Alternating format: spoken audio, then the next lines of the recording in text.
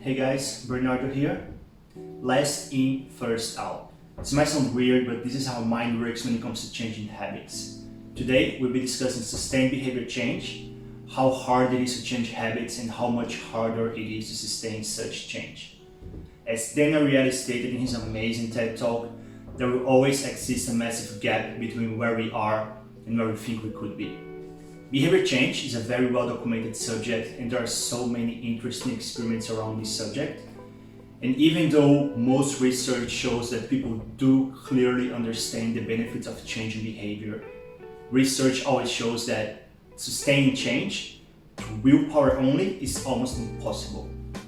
This is often due to how hard it is to rewire our neural networks and how we tend to hit the path of least resistance.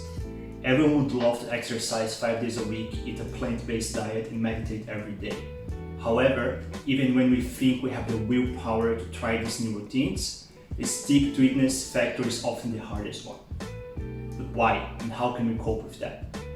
According to most applied social science studies, if you want to change behavior, we have to change the environment. In other words, changing the external influences or the external incentives. I've stumbled upon a few experiments working at Fab9, a makerspace in Melbourne. A makerspace is a shared workshop, and in our case, some months ago, we were discussing that we're looking to foster more member collisions. In this sense, we wanted our members to interact more and help each other with their projects. When we opened last year, our basic membership tier would only guarantee a 7 days pass per month. So every time a member came to the makerspace, they will be deducted from their monthly days to be used. With this in mind, we installed the RFID reader at our door and we gave our member access cards.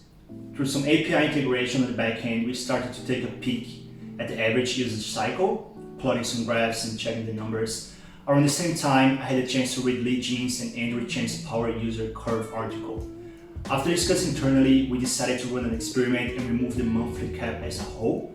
We still kept the RFID reader at the door, and the interesting surprise is that almost no members started using more days because of this change, so there's no abuse whatsoever. Now that they don't have the incentive to be counting their days or trying to optimize their working sessions, they have a much more relaxed and candid approach to using this space. Since the members are not time constrained anymore, they started using the space during their spare time, lunch break, or just after working hours. And on an empirical basis, we could see more collisions happening, more members helping each other with their projects, and we realized that we're on track to become a third place. That's it for today. If you have experienced a situation in which you notice that your behavior changed due to the way that the environment was set up for you, please drop me a comment. I'd love to hear your own experiences. See you next time.